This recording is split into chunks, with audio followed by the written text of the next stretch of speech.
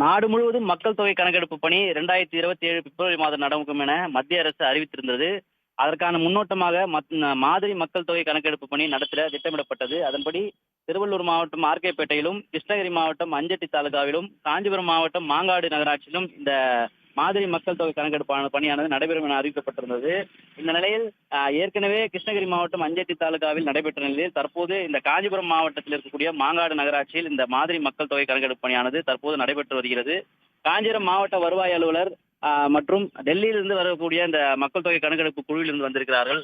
அவர்கள் மற்றும் மாங்காடு நகராட்சி ஆணையர், மாங்காடு நகரமன்ற தலைவர், டவுன் பிளானர் உள்ளிட்ட அதிகாரிகள் தற்போது இங்கு வந்திருக்கிறார்கள். ஒவ்வொரு வீடாக செல்லக்கூடிய இந்த குழுவானது அங்கு நேரடியாக மக்களை சந்தித்து அங்கு இருக்கக்கூடிய மக்களிடம் 34 கேள்விகளை கேட்டு அதை செல்போனில் பதிவு செய்து வருகிறார்கள்.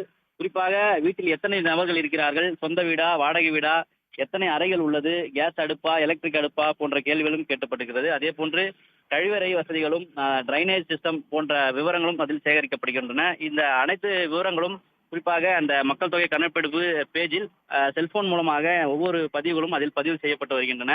தற்போது இந்த மாங்காடு நகராட்சியில் 6வது வார்டு பகுதியில் தற்போது இந்த பணியானது நடைபெற்று வருகிறது.